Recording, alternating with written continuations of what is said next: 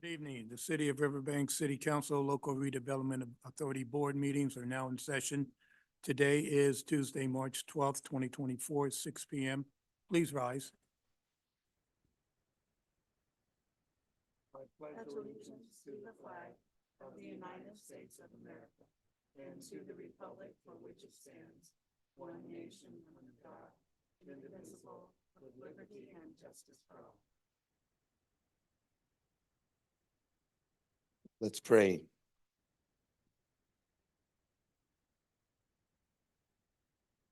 Father God, we just want to come before you tonight. We want to recognize that you are who you say you are.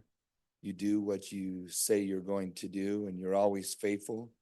Your promises are always true. And I just thank you, Father, for Mayor O'Brien. I thank you for the city council. I thank you for the city staff, Lord, that's working continuously on our behalf as residents of Riverbank. And Lord, we want to recognize that and thank you for that.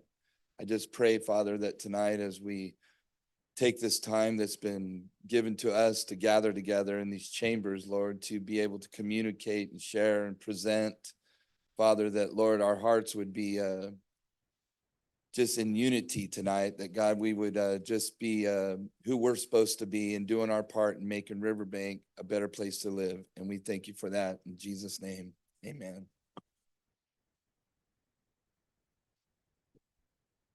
Roll call, please. Councilmember Uribe? Here. Councilmember Hernandez? Here. Councilmember Barbara Martinez? Here. Vice Mayor Jones Cruz? Here. Mayor O'Brien? Here. There'll be no changes to the agenda tonight. In conflict of interest, I do have a conflict on item 13.1, and I will refrain from closed session. Any other conflicts? Seeing none, we're going to move forward to 7-1 Proclamation, Women's History Month, March 2024. And if I may have Penny Bartholomew up and anyone else coming with. Thank all the women.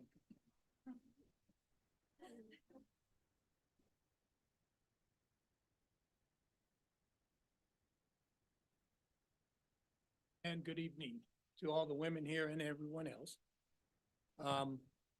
It's very telling where we've come over the last couple hundred years of how we've elevated women and the way that we celebrate them. Heck, I know that we had to be very respectful to women throughout my childhood. If not, Mom, let us know. So with that, I'd like to, for the city of Riverbank, proclaim Women's History Month 2024, March. Whereas American women of every race, class, and ethnic background have made historic contributions to the growth and strength of our nation in countless recorded and unrecorded ways. Whereas American women have played and continue to play a critical economic, cultural, and social role in every sphere of our life of the nation by constituting a significant portion of the labor force working inside and outside of the home. Whereas American women have played a unique role throughout the history of the nation by providing the majority of the volunteer labor force of the nation. And whereas American women have been leaders, not only in securing their own rights of suffrage and equal opportunity, but also in the abolitionist movement, the emancipation movement, the industrial labor movement, the civil rights movement, and other movements, especially the peace movement, which create a more fair and just society. And whereas despite these contributions, the role of American women in history have been consistently overlooked and undervalued in the literature, the teaching, and the study of American history. And whereas American Seroptimus unites all the greater community to fundraise, mentor, and connect with the public to serve women and girls in the city of Riverbank. Now, therefore, the City Council of the City of Riverbank hereby proclaims March 2024 as Women's History Month and urges the Riverbank community to recognize Women's History Month by celebrating with appropriate programs, ceremonies, and activities. Signed today by me. And I want to thank you for what you're doing in the Seroptimus. And if you will, please take the podium and give us what we really need. Oh, wait a minute. Do we have an official photographer? All right. You should come on. I'm not the photographer, but I'm. Okay, well, here we go. Yes, we will do all.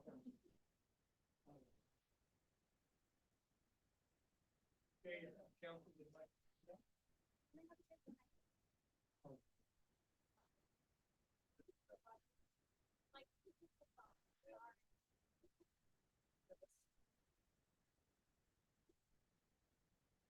Is that okay? Perfect. I know it's perfect.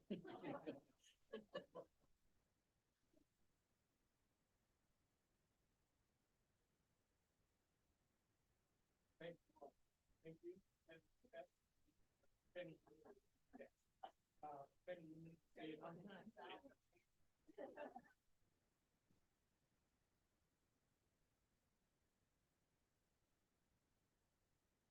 Really excited because this is the very first Riverbank. Oh, sorry.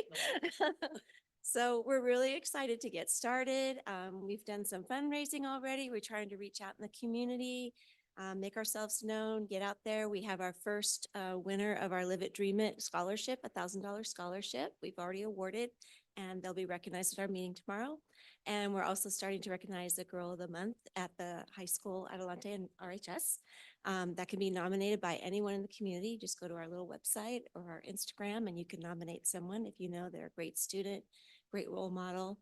A lot of us are former educators. We all are here. Some current too. They're current, I'm former.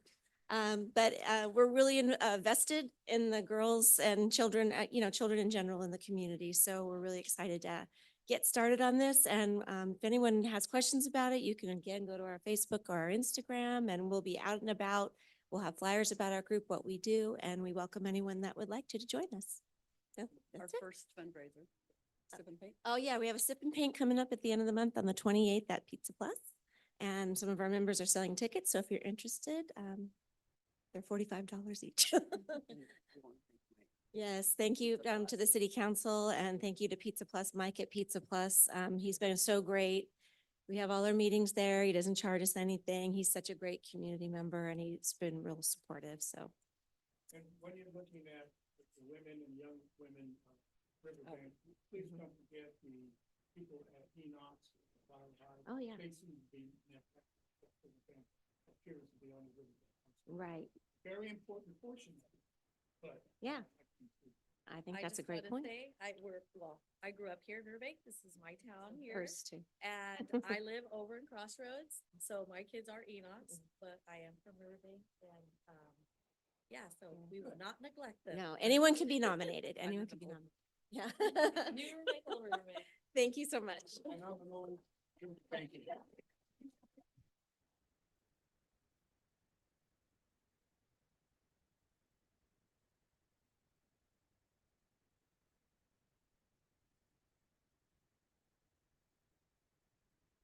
Continuing on to 7.2 workshop on the city housing element update. Good evening, Mayor and council members. In September of '23, we awarded a contract to JB Anderson Land Use Planning for our housing element update. So tonight we have David Niskanen from JB Anderson Land Use Planning firm to provide you with the workshop and update. Thank you, Maricela, members of the council, mayor. David Niskanen, JB Anderson Land Use Planning, and tonight I'm going to be discussing the next housing element update for the city of Riverbank, specifically for the sixth cycle, which is the planning period from 2023 to 2020 or 2031, excuse me.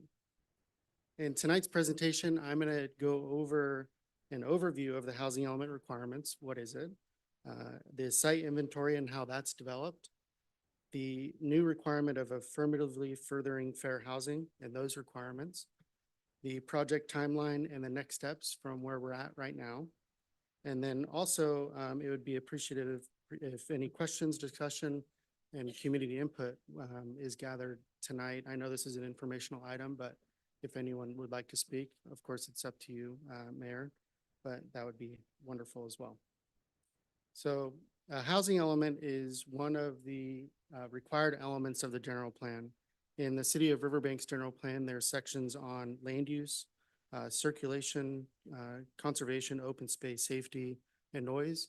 Out of those elements, including the housing element's the only element that's required to be updated periodically per state requirements.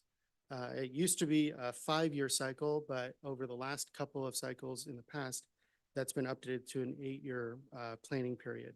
And like I stated, this cycle's planning period is from June 30th, 2023 to December 31st, 2031. So we need to, as a city, as preparers of the housing element, accommodate all of the statutory requirements of state law, housing element law specifically, as well as accommodate the site inventory for zoning that meets the regional housing needs assessment, which I'll go over in a little bit more detail later on in the presentation. And also a big component of the housing element is an inclusion of policies and programs that the city is either ongoing programs, like for instance, reaching out to nonprofit developers periodically, keeping an updated site inventory for the public and for builders to use as a resource, but also programs that require action by the city, including necessary zoning code updates to meet state law requirements as it relates to like density bonus or new special housing needs and things of that nature. So, and the content of the housing element's pretty vast. It includes a discussion on household and employment characteristics, kind of population growth over the past number of years, as well as employment where folks are employed in Riverbank and elsewhere. Also includes housing stock characteristics. So that's most commonly known for the age of housing, how many households are located in Riverbank, and other information that's necessary. And then housing supply and needs is a special housing needs assessment for persons with disabilities, persons that need special assistance for housing. And then the new requirement, which is the fair housing analysis. And that's taking a look at regional and local past patterns of segregation as it relates to where housing is built within the city, and specifically where low-income housing is built within the city. The next is housing production opportunities. That's the site inventory analysis, where we get into the methodology in which we assign number of units to the different income groups, which I'll go on, which I'll provide a little bit more detail later on. Housing production constraints, which is split into two categories: governmental constraints and non-governmental constraints.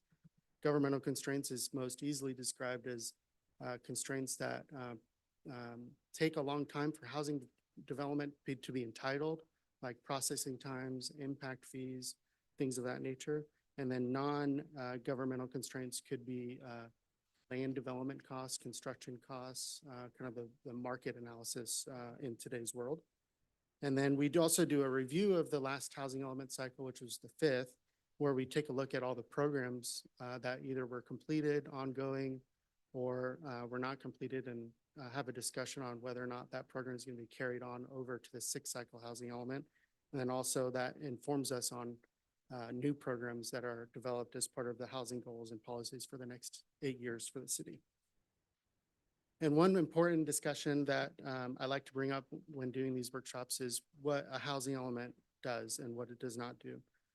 One is that it assesses and addresses constraints to housing development.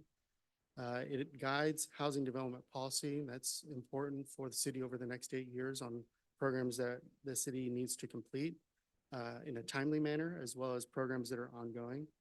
And then also identifies our opportunities to meet the city's housing needs. So that's where the site inventory comes in, and it plays a very specific role in housing element requirements. What it does not do is require the city to build the housing units identified in the regional housing needs assessment. It's only to plan for that number of units that's required. And then also solve all housing problems. There's market constraints that contribute to housing issues. There's a whole number of factors that this document's trying to help alleviate, but it's not kind of the end all be all, solves everyone's problems for housing. So as it relates to housing needs allocation, the city of Riverbank's need is for 3,591 units to plan for over the next 8 years in the income categories listed. and very low, low, moderate, and above moderate. And those are determined based on the percentage of the area median income that the state applies and is updated every year. And that area median income is used for local tax credits for low-income housing. It's used in a lot of different factors, including this housing element. So as you can see, in the above moderate income, which is most commonly known for like single-family dwelling units, there's 1,355 units that are needed according to the state. Moderate income, which could be most commonly described as duplexes, fourplexes, and things like that, are 594. And then low and very low is 970 and 672 respectively. These are deed-restricted low-income units, but as it relates to the analysis that we put into this document, we analyze high-density residential sites over a certain density that qualifies to be used for these income categories. And this provides a kind of a description of the current area median income for the city that the Department of Housing and Community Development puts out every year. So I bolded the 4-person household because that's what's used in this analysis. So there's some key 6-cycle housing element bills. AB 1397 is the adequate housing element sites. We are needed to provide additional information on our site inventory as it relates to whether or not it's currently developed with a building or buildings on the site, whether it has access to utilities. And what it comes down to is the feasibility of development of that site within the next 8 years. There was a tendency in past housing element cycles where you would just use sites kind of out everywhere in the city. And some sites you can reasonably foresee that, well, there's no roads going to it. Well, there's no utilities that are like, anywhere close to that property. So the state's really cracking down on cities from doing that. The no net loss bill, it was a bill that was adopted kind of at the end of the last cycle, where the last housing element was adopted for the city in 2016. And that requires that if we identify a site that is for low income development and someone comes in and wants to develop, say, above moderate at a lower density, then there's a gap in what we projected to be the number of units in density and what's actually being proposed. So it's making sure that the housing element has enough buffer that gap is still covered with the housing element. Affirmatively furthering fair housing, I touched on that before, but it has a whole list of requirements and analysis that needs to be included in the housing element that provides analysis for fair housing in the city. Housing element enforcement just allows HCD to have some enforcement as relates to cities that do not have a certified housing element or that are not adhering to certain state requirements as far as content in the housing element. Of course, our goal at the end of this is to have a compliant state certified housing element that Planning Commission and the City Council adopt and bless. So that's not really an issue for us. There's additional reporting requirements that are needed under AB 879. It's just a little bit more information that's required as part of how we post the housing element to the website, how we submit to the state, how we engage the public on the requirements. And then there's new enhanced density bonus requirements, streamlining approval requirements, and then design and development of site inventory requirements. That's connected to the first one, AB 1397. So for the site inventory, we take a look at a number of factors. The first thing is it land suitable and available for development? The second is to evaluate the availability of public utilities. For the most part, sites that are identified in the housing element do have access to utilities or will have foreseeable utilities would be foreseeable developed to the site as part of a larger master plan or larger specific plan. Also, to accommodate the arena by income level, that's where we put in a number of assumptions on where units go as far as the income groups. And then we also look at the adequate sites with appropriate zoning. Are we making sure that low income or low density residential sites are being accommodated for above moderate income. And then also including the new state requirements, and then location must also include a fair housing analysis as well on where the site is located relative to the city in that analysis. So this gives kind of an overview of kind of what we look at. Look at the existing site, what's existing on the site. Is it vacant? Is it non-vacant? What's on the site? Is there a lot more land than what's being utilized as far as the acreage? We also look at the realistic potential of development, and then site size and ownership patterns. Is it a site that's been used in previous housing elements that has not been developed, and what are those reasons? And then also looking at development density. And how we assign the number of units that we provide in that analysis to the income categories is on this slide. So generally speaking, we'll assign single-family residential and subdivisions to the above moderate income. We'll also look at duplexes, fourplexes, and triplexes, medium density sites to the moderate income, and then lower income sites we'll look at multifamily. And then accessory dwelling units are also developed in the city. We typically assign those for moderate income since it's a smaller square footage, and we can reasonably assume that the rents are going to be lower than a single-family residential home. As it relates to the affirmatively furthering fair housing requirements, it really comes down to analyzing regional and local segregation patterns as it relates to the development of housing. One of the areas that we'll take particularly interest in for the city of Riverbank specifically is how development on the east side and the west side, how has that occurred over the course of the city's history, with the east side being kind of the first portion of the city that's developed, and then Crossroads coming in a little bit later as being a big boon to the city. But also there's been quite a development on the east side as well. So it's a lot of analysis there, and there's a number of categories that we need to include as part of that review. And then that conclusion will inform us on any programs that are necessary to incorporate into the housing element, as well as the site inventory. So our timeline right now for the housing element is we're in the process of completing the technical updates to the analysis, like population, employment, demographic information, as well as the special housing needs. We're also developing the site inventory right now, and we plan to complete that in April, May, and also have a workshop on the site inventory that, of course, Planning Commission and the City Council will be invited to.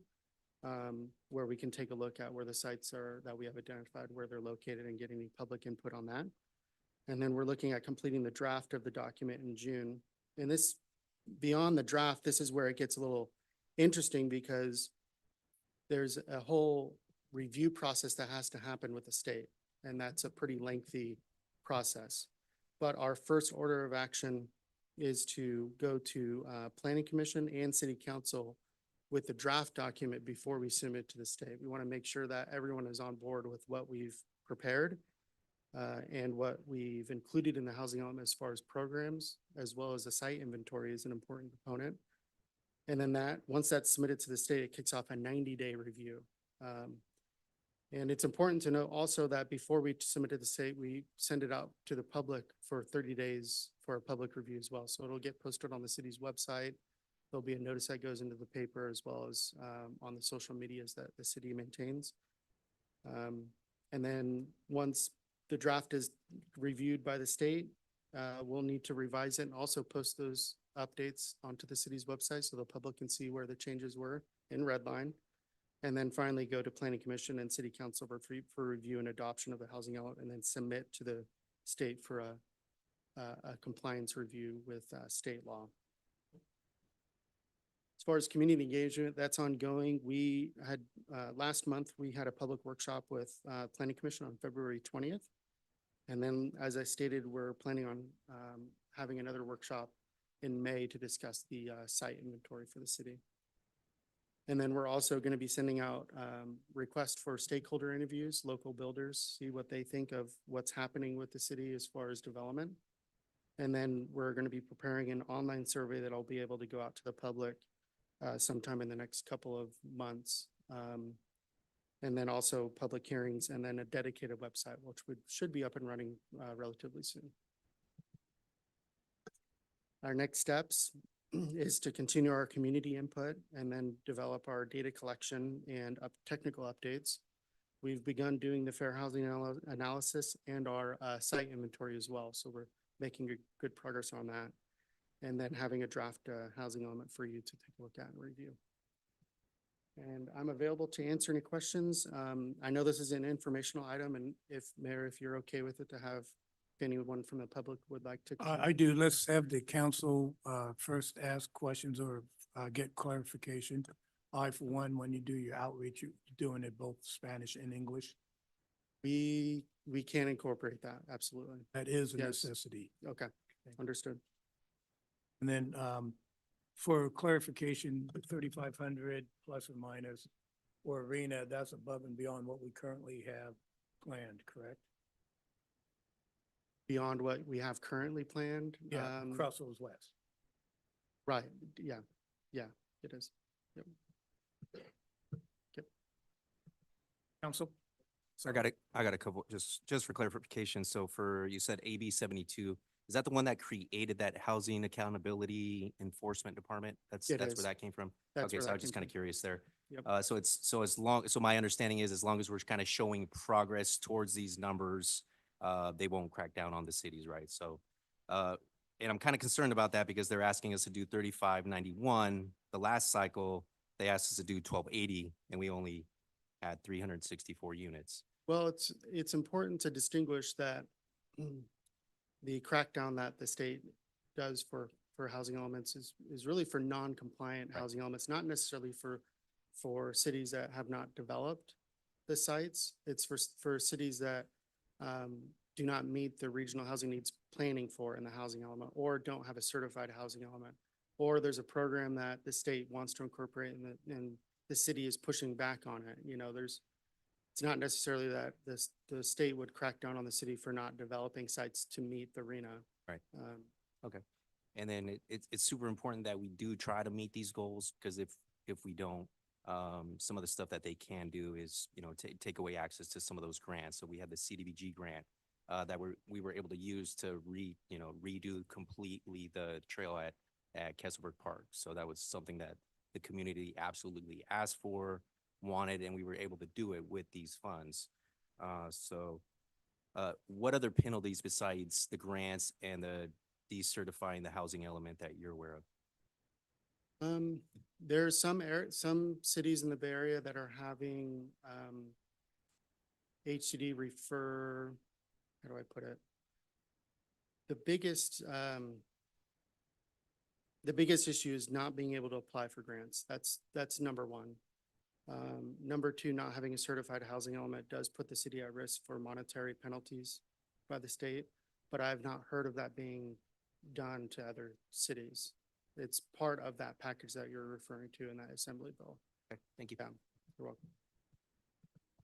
For the stakeholder interviews, you have a portion of stakeholders who are giving some input on the very low income. Yes, we'll be reaching out to low-income developers as well. Yeah, we've developed a list that we need to further add to, but part of that list is low-income housing developers for sure. What is their outreach? What would it look like? It would be via email, also via the city's social media websites. We have contacts for local developers as well as low-income developers that will reach out to you specifically. Oops. Okay, I wanted to know, do you have an idea of how close we are, maybe like in a percentage to the number that we need to get to? I know you don't have real hard fact numbers, but do you have a percentage? Oh, for the last, for Right, the for where we current? are right now. We just finished the annual progress report that'll be presented to Planning Commission this month and to council next month. And that will include the number of units that have been produced from 2015 to now. That'll have a percentage on where we're at. So I don't have the specific numbers off the top of my head, but that'll be presented to you next month. Okay, thanks. I guess I can wait. Thank you. I could also send it to you as well. Okay. All right. Does anyone from the public wish to comment on this specific item? Mayor, Seeing we have, none, we have one on Zoom. we have one on Zoom? Okay. Go ahead. The number ending in 3108, can you please unmute?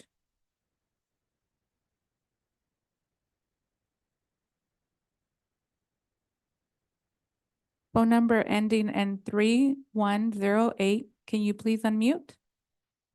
Oh, Yeah, I unmuted. okay, please state your name and a comment. My name is Evelyn Halbert. I just have a question. You should clarify a little bit more, when you're going to be evaluating the sites. Most of the sites are privately owned, residential, non-residential, commercial. Once you evaluate it in these privately owned properties, how does the city go about obtaining the properties, or the developer? Do they use eminent domain? Do you rezone it?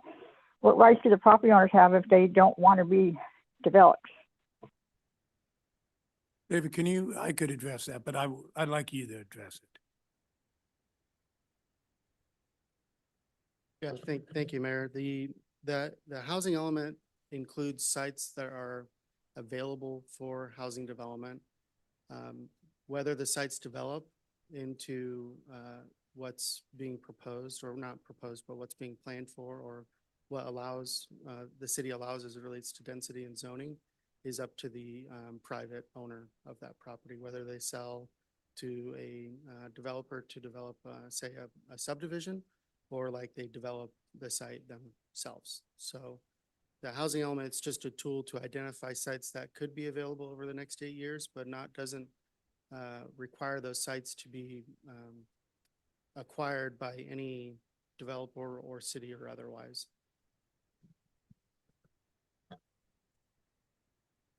Thank you. All right, I'll bring it back. We have another one. Ms. Agers, can you hear me? Yes, thank you. I have a couple of comments.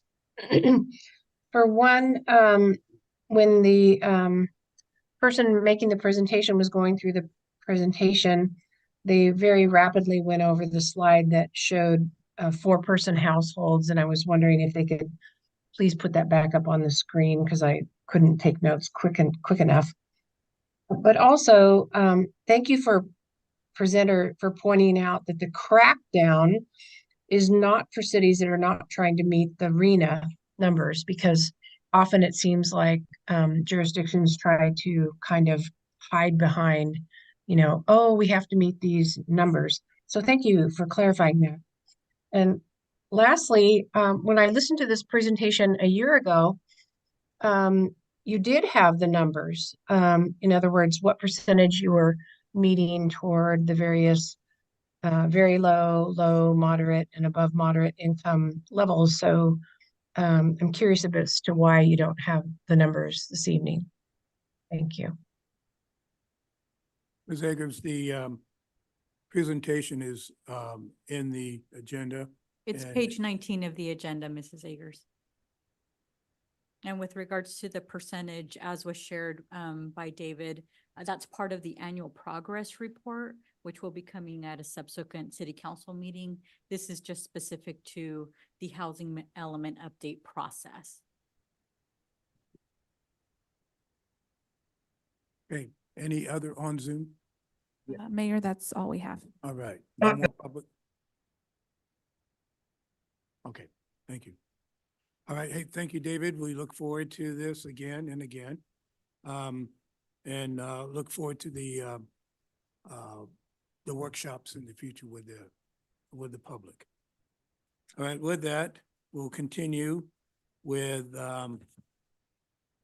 public comment. At this time, members of the public may comment on items not appearing on the agenda within the subject matter jurisdiction of the City Council LRA Board. Individual comments will be limited to a maximum of 3 minutes. Time cannot be yielded, and under state law, we cannot comment on public period. I know we have an element here or a contingent here for PG&E, and I would like to have them come up first if you will. I know you have some grievances. We'd be happy to hear those, and then we'll go on to the Riverwalk and others. So PG&E. I saw the signs. Well, come on up, one at a time, but come on up.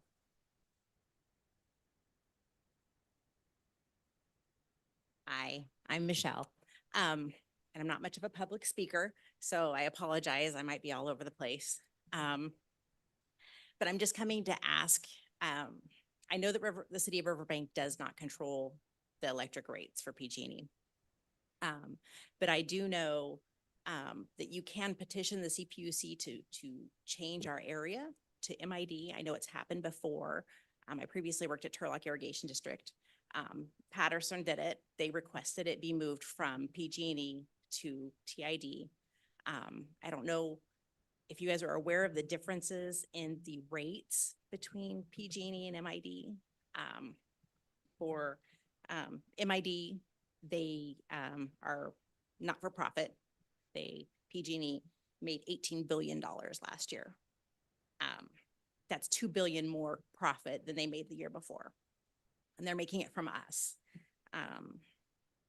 So for myself, just as an example, for last month, I paid 42 cents per kilowatt hour for the first tier and 56 cents kilowatt hours for the second tier.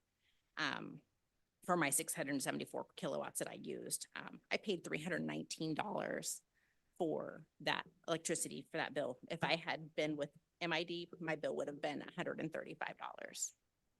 That is a lot when we have somebody who is profiting from us in that manner.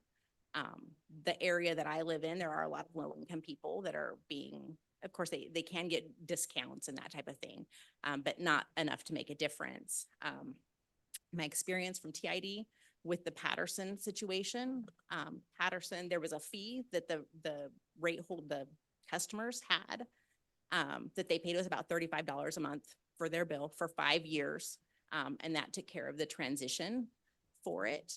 And there's been a lot of chatter online about this, and there are a lot of people saying, well, our city doesn't care. Our city doesn't care that we have to deal with this and that we have these bills. And I just can't believe that people that are in positions such as you would not care and wouldn't want to help. And I don't know how to start it, and I don't really know that, and I apologize because I'm uneducated, but I know that you guys, with the contacts you have, would probably know how to initiate something like that. So I just wanted to request that maybe you guys look into that, just to take care of your constituents. And that is all. Could we get your last name for the record, please? It's Morgan, Morgan. Thank you.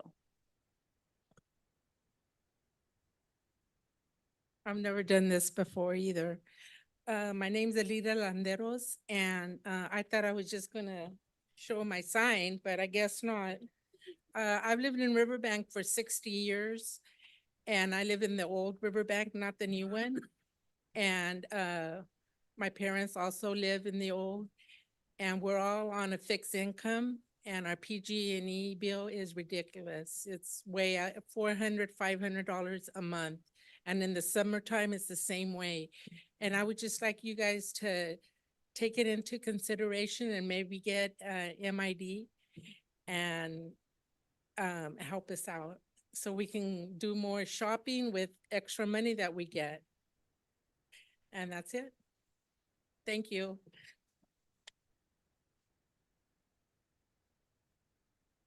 Good evening, Mayor, councilors. I'm with them. I have a different side to this, though. So from my perspective, year over year, my bill went up, I would say close to 70%, and I used 20% less electricity this last year over January of last year. I'm looking at buying one of the new homes. I'm in North Landing currently, but I think about the renters. I plan on turning my home into a rental property, and I'm looking the way the rates are right now, and with the 20% increase proposed in April, I'd be concerned that the electric bill would be par with my, would be on par with my, my mortgage. So, oh, nervous. Yeah. So anyways, that's where I'm at. I want to keep my house as a rental property when I upgrade. But I don't see how a renter would be able to afford that. I know where I'm looking at from this perspective, okay? Thank you. Tara, if we could get your name for the record, please. I'm Gregory McHale. Thank you. And before we move, I don't believe I see another one coming on up. There's many options. We're not discussing it. We're just going to tell you what those options are. Going to MID is a long process. There's also something called CCA, which I was very involved with. That's the conglomerate that can buy electricity for, but it has to be for the entire city. Buy it like from Southern Edison or from whoever, and then we just pay for the transmission lines, which PG&E, MID has. Those are options. We, as a city, should have a look at something like that or something similar. PG&E, we have some disagreements with, and we are going to the CPUC, not on this, but it can be a subset of our conversations. So that's not a guarantee. That is what we are going to do. So I said something out of line, so the rest of the council can do the same, if you so desire. And if you don't, you probably are better than me. I believe I'm the only renter on council as I hear what you're saying, and I agree, and I think it's something I'd like to look into as well. We're not supposed to make comments, but I definitely will be helping you guys out petitioning this, the CPUC. And I think staff should help us get some other options on the agenda. And I am supporting, trying to help out with whatever we can do. So start the conversation. Thank you. I can't be the last one to not say anything. I agree with you, man. My bills have been outrageous. So I hear you, and we're all in the same boat together. So I appreciate you bringing that to us tonight, and you did a great job, you guys. Right, and for those of you who don't speak in public, you do better than I do. So with that, we're going to move on to additional public comments. I believe if Riverwalk or other comments, please come forward.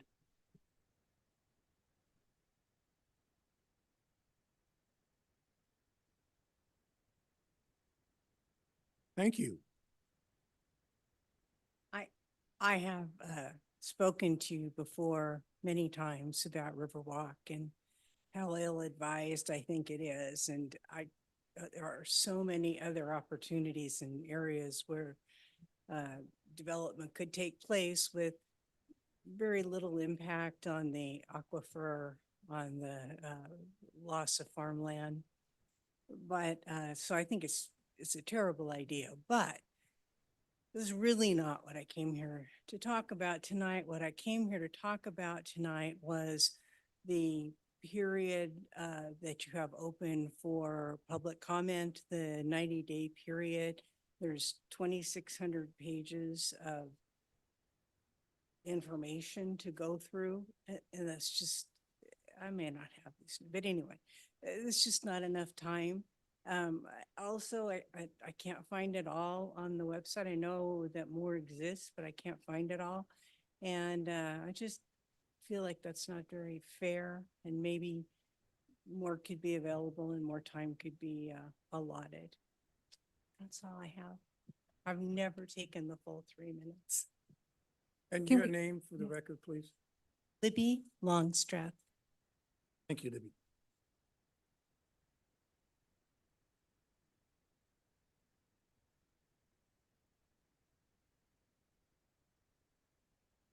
Hi, Mayor, Council, Dave Romano on behalf of the Riverwalk project. I just first wanted to come and watch the housing element update. That's always interesting. You know, cities have a responsibility and it's a challenge that the state puts upon you. Secondly, I wanted to thank the council for the workshop on February 27th. We really appreciated your time setting it up in a format that allowed the public to comment.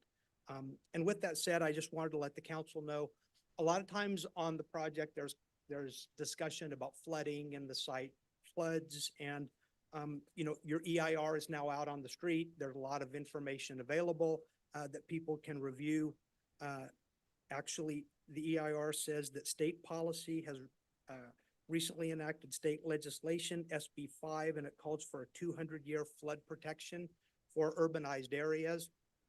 And that it goes on to say that to account for the new requirements imposed by SB 5, Stanislaus County and the city of Riverbank have developed flood mapping that delineates the 200-year floodplain. And finally, that the project area, the areas proposed for development are located outside the 200-year floodplain and therefore will not be subject to the additional requirements of the 200-year flood zone. So, you know, the site before there was a new Maloney's, maybe there was some flooding, there were levees that were built, but the site's not in a floodplain. It's important to know, I know the council's heard that before. And since I was coming, I just thought I would mention that to you. Chapter 3.9 of the EIR, you can review it. That's the city's independent consultant. And the document has a lot of good information there that I think is helpful. So I just wanted to mention that.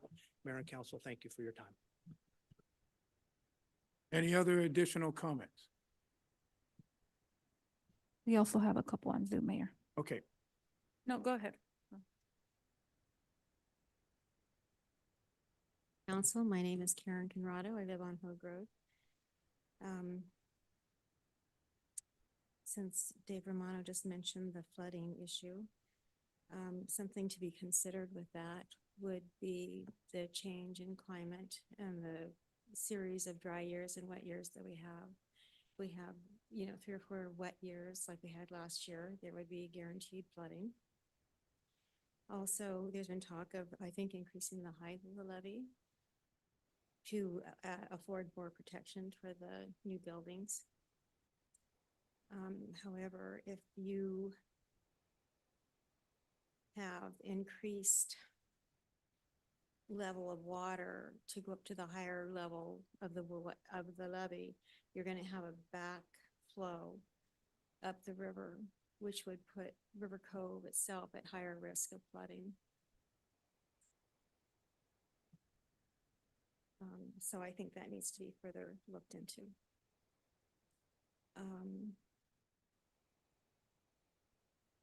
There were just lots of things I wasn't going to bring up tonight, but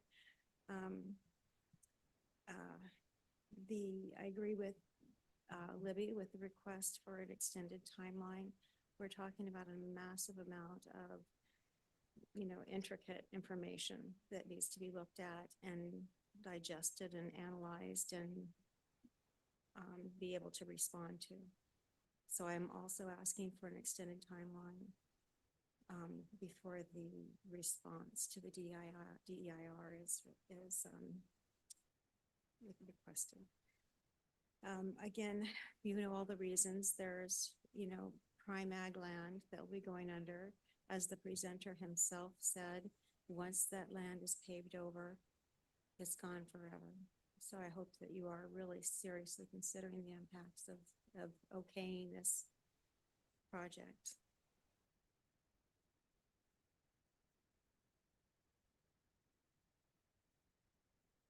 Another comment I would like to make is that with the presentation of the Riverwalk on the February 27th, the man that presented said that he was a neutral force, but I don't feel that he was.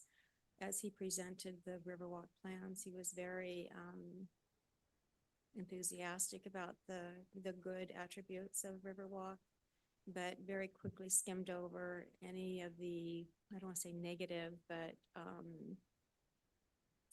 you know, less desirable points. And I feel that that was not equitable. Anyway, I heard one person say it's like a sales pitch. thank you very much. Any before we go to Zoom? Reverend, nothing from you? Yeah. Okay. I'm Randy Richardson, 3126 Stanislaus. I just wanted to make an announcement, let everybody know that Love Riverbank is coming up very quickly. The date is April 27th. It'll be Saturday. You get online at loveriverbank.com and you can register for the projects that are online so that we could participate together as a community. Last year we had just a little over 100 volunteers, and so we're expecting more.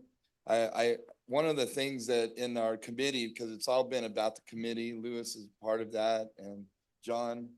But I've been on Zoom meetings with Love Stanislaus and Love the other cities that are participating.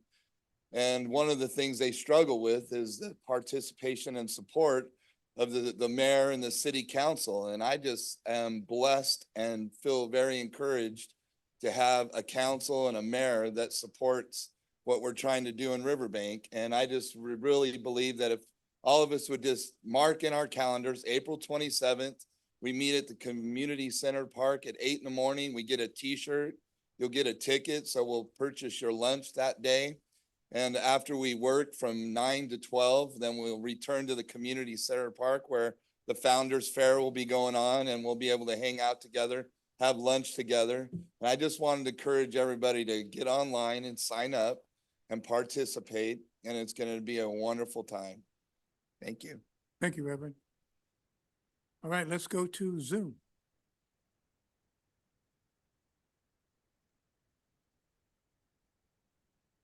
Ms. Eggers, can you hear me? Yes, I can hear you. Please state your comment. Thank you. Jamie Eggers. I'd like to speak on the draft environmental impact report and its impending comment deadline on Monday, March the 18th. There have been several requests to extend the comment deadline, and I just wanted to implore the council to give the general public the opportunity for additional comment time. Over 2,600 pages of material to review is voluminous and difficult for people to comprehend. Myself, I have a background in this type of information, and for even me, it took countless hours to review, and yet I'm still trying to complete my comments before Monday's deadline. So I implore you to consider additional time, particularly given that you have extended the deadline for Spanish-speaking residents to comment. Thank you. Anyone else? We have one more.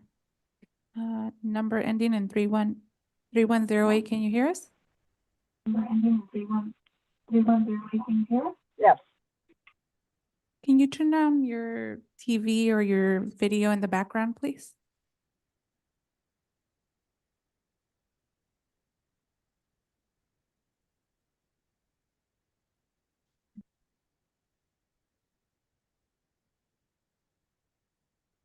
Ms. Halbert? Hello? Thank you. You can state your comment. Okay, I just wanted to make a quick comment regarding your PGD, MID, because I lived downtown a very long time also. And just to let you know, the reason they had a problem getting MID down here before was because PGE did not want to give them their poles. They would either have to buy the poles or install their own poles. And that was cost prohibitive, and it would have raised our bill for MID if they did come in and do that. So I just wanted you to take that also into consideration of what would happen to our MID rates if they have to pay PG&E or install all those poles. Thank you. All right, this concludes public comment.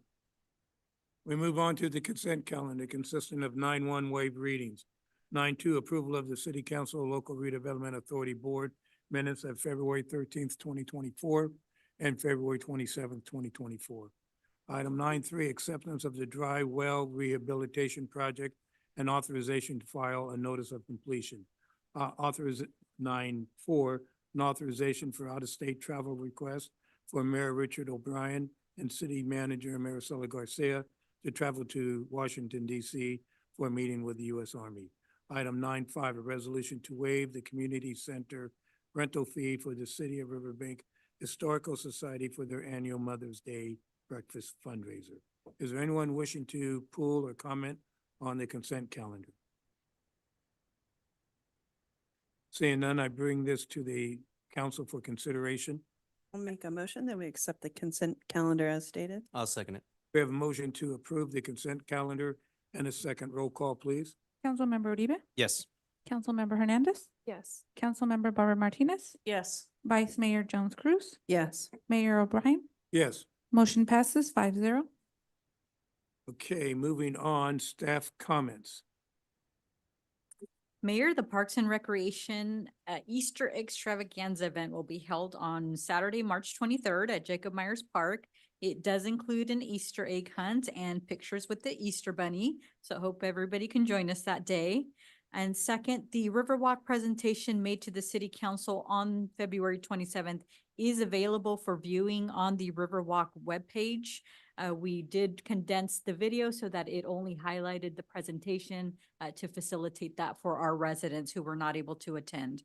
Also available is the specific plan in both English and Spanish, and the English version of the draft environmental impact report is also on the website.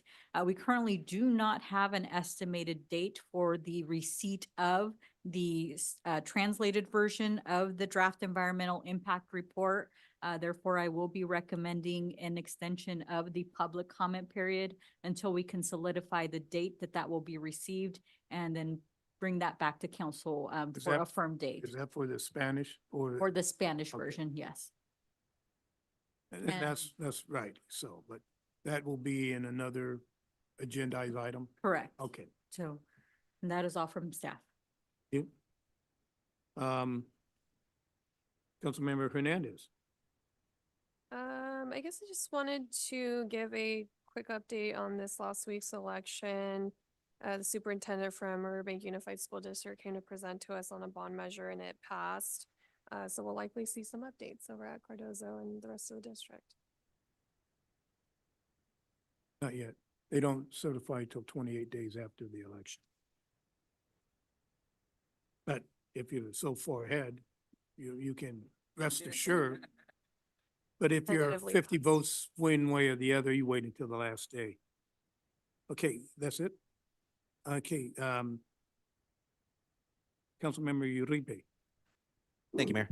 So me and a group of local electeds, we had a chance, an opportunity to sit with Senator Bo, kind of discuss some housing issues. We just expressed some concerns. Over the 7 years, we've seen a ton of housing legislation come through. And they've all been kind of geared towards addressing this housing shortage, affordability, whatever you want to call it. And in my opinion, it hasn't really worked, right? So, I mean, we see the cost of the houses at the moment. So we're just kind of urged her and her committee to kind of address those RENA numbers, maybe bring HCD to her committee just to kind of address that. Wednesday, I'll be meeting with Lieutenant Governor Kounalakis just to advocate to the state to continue the support programs for our homeless. Some of the money is being diverted to address the housing shortfall, but like I said, it's some of it's working, some of it is not. And then I would like to, I know at our previous meetings, negotiations kind of fell through for continued discussions for the city hall. So I don't know if the council is even interested, but I would like to see us maybe revitalize that, continue the negotiations, but still look at those other options, still hold that forum. So. Thank you. Councilmember Barbara Martinez. I just want to thank our Parks and Recreation Department for our new and upcoming events. There seems to be some exciting events for us to go to. And thanks to our Public Works Department for being out there in the rain and the wind. We appreciate you. And also just an announcement for the Disabled American Veterans, Chapter 26 of Modesto. They're having a fundraiser at the Texas Roadhouse, and it's going to be March 26th. From 4:30 to 6:30, and that is all that I have. Thank you. Thank you, Vice Mayor. I have nothing this evening. Thank you. Thank you. I too will be with Lieutenant Governor tomorrow.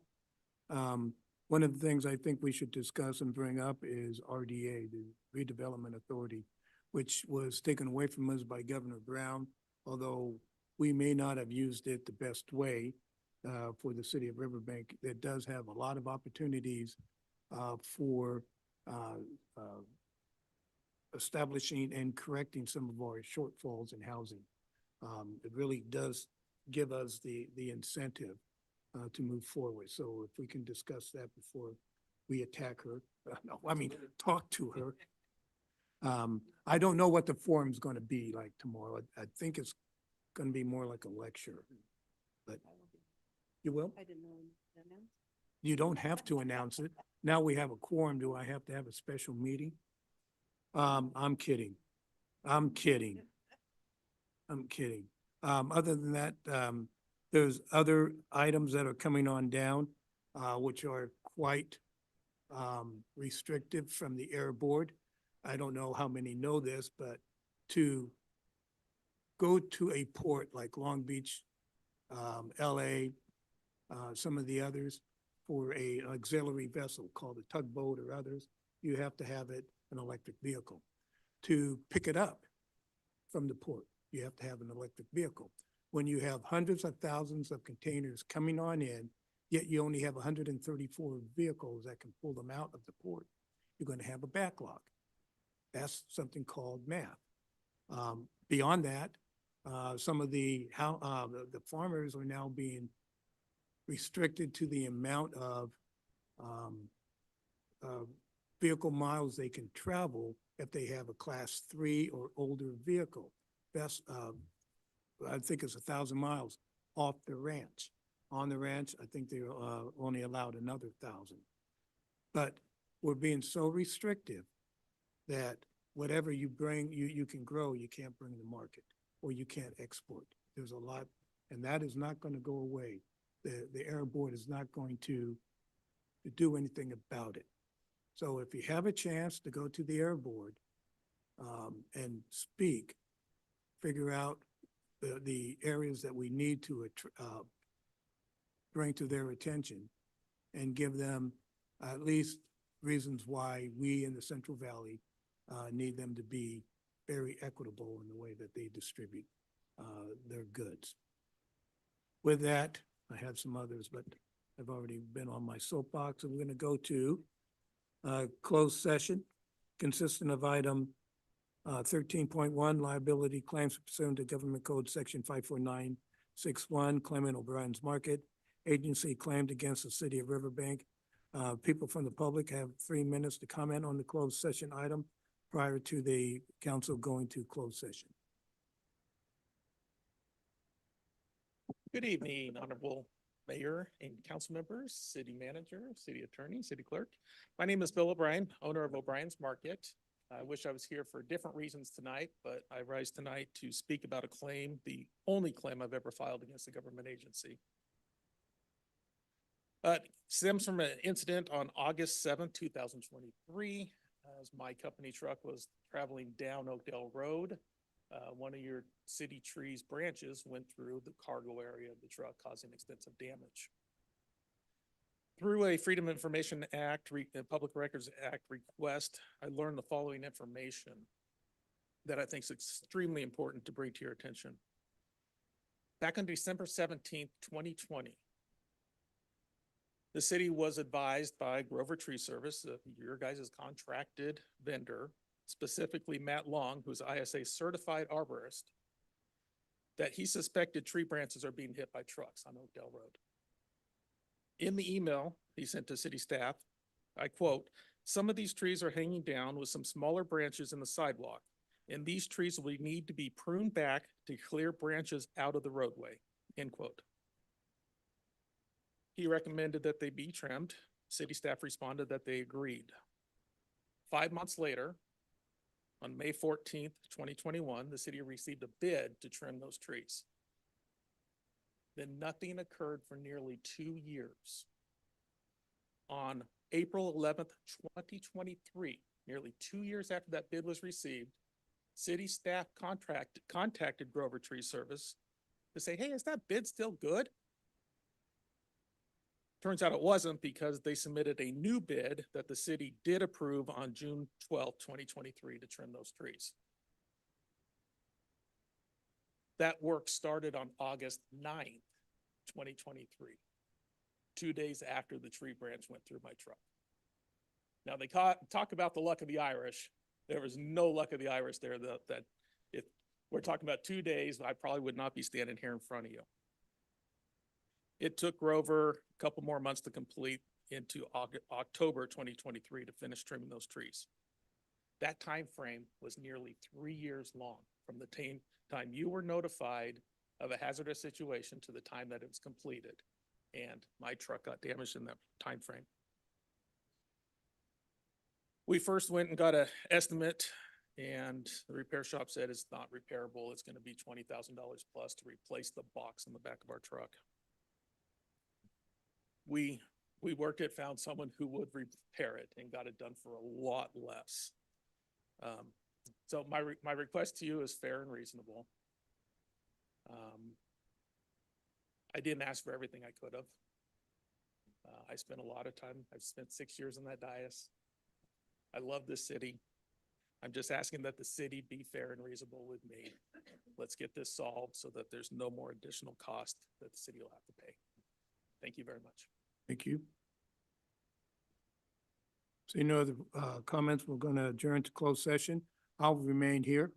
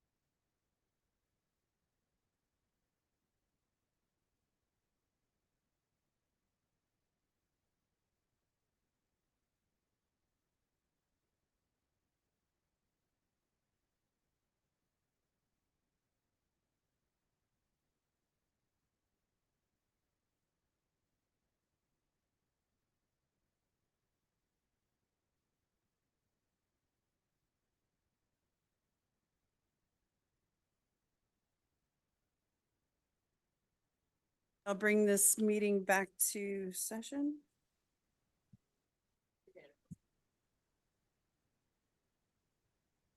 Pardon me, reporting out on item 14.1, based on evidence from the applicant and our insurance coverage, this council voted unanimously to approve the claim.